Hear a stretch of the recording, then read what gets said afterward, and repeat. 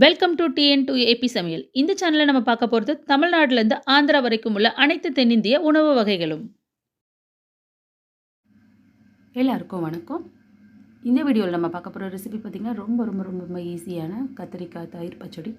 இது செய்கிறது பார்த்திங்கன்னா டோட்டலாக ஒரு 10 நிமிஷம் தான் ஆகும். ஆனால் ரொம்ப ரொம்ப டேஸ்டியான ஈஸியான ரெசிபி. வாங்க இந்த வீடியோவில் இது எப்படி செய்யலான்னு பார்க்கலாம்.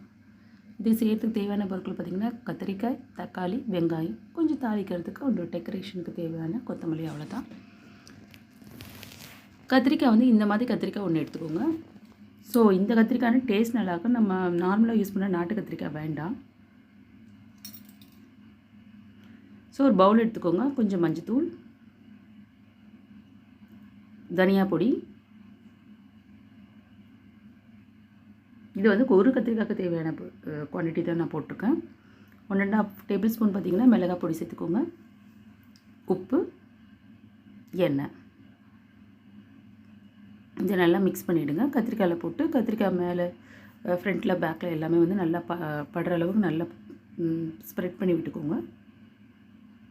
இந்த மாதிரி எல்லா பக்கமும் நல்லா படுற அளவுக்கு ஸ்ப்ரெட் பண்ணி விட்டுட்டு அப்புறமா இந்த ஒரு பக்கத்தில் தள்ளி வச்சிடலாம். இப்போது ஒரு பேன் எடுத்துக்கோங்க.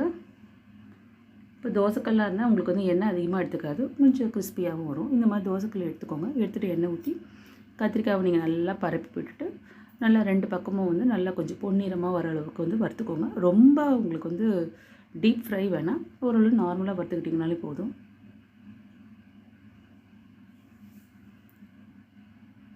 இந்த ரேஞ்சுக்கு வறுத்தா போதும், அவ்வளோதான். இதை தனியாக எடுத்துக்கோங்க. இப்போ வந்து கொஞ்சம் தாளிக்கிறதுக்கு எண்ணெய் ஊற்றிக்கோங்க.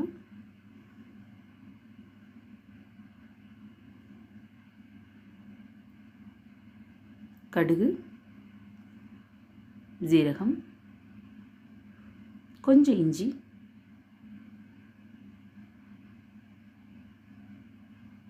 பூண்டு எல்லாத்தையும் வந்து கொஞ்சம் நல்லா வதக்கிக்கோங்க. இப்போ வந்து ஒரு சின்ன சைஸ் அளவு வெங்காயம்,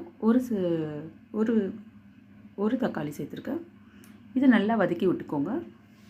இதில் தேவையான மஞ்சத்தூள் போட்டு நல்லா மிக்ஸ் பண்ணி நல்லா ஒரு வதக்கிட்டு காய்கறிலாம் நல்லா வதங்குற வரைக்கும் ஒரு 5 நிமிஷம் நீங்கள் வெயிட் பண்ணால் போதும். ஒரு 2 to 3 மினிட்ஸில் நல்லா வதங்கிடும். ஸோ அதிகபட்சமாக வேணுங்கன்னா 5 மினிட்ஸ் வெயிட் பண்ணலாம். இப்போ நல்லா கட்டியான தயிர் எடுத்துக்கோங்க. எனக்கு தயிர் கட்டியாக இருந்தால் தான் ரொம்ப பிடிக்கும். ஸோ இதில் கட்டியான தயிரில் நம்ம வந்து வறுத்து வச்சா கத்திரிக்காவை சேர்த்துருங்க.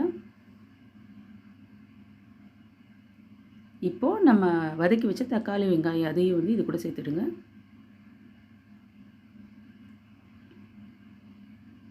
இப்போ எல்லாத்தையும் வந்து இந்த கத்திரிக்காய் வந்து உடையாத அளவு எல்லாத்தையும் வந்து கொஞ்சம் பார்த்து மிக்ஸ் பண்ணி விட்டுக்கோங்க. இந்த ரொம்ப ரொம்ப ஈஸியான ரெசிபி பார்த்திங்கன்னா பெஸ்ட்டு காம்போ வந்து அப்பளத்துக்கு இந்த ரெசிபி ரொம்ப நல்லாயிருக்கும். இதை வந்து சுடு சுடு சாப்பாடில் நம்ம போட்டுட்டு கொஞ்சம் அப்பளம் வச்சு சாப்பிட்டிங்கன்னா ரொம்ப டேஸ்டியாக இருக்கும். இந்த ரெசிபி உங்கள் எல்லாருக்கும் ரொம்ப பிடிக்கும்னு நினைக்கிறேன். உங்கள் வீட்டில் ட்ரை பண்ணி பாருங்கள். இந்த டேஸ்ட் உங்கள் எல்லாருக்கும் ரொம்ப பிடிச்சிருந்துச்சு. என்னோடய சேனலை மறக்காமல் நீங்கள் சப்ஸ்கிரைப் பண்ணுங்கள், லைக் பண்ணுங்கள், ஷேர் பண்ணுங்கள். தேங்க்ஸ் ஃபார் வாட்சிங்.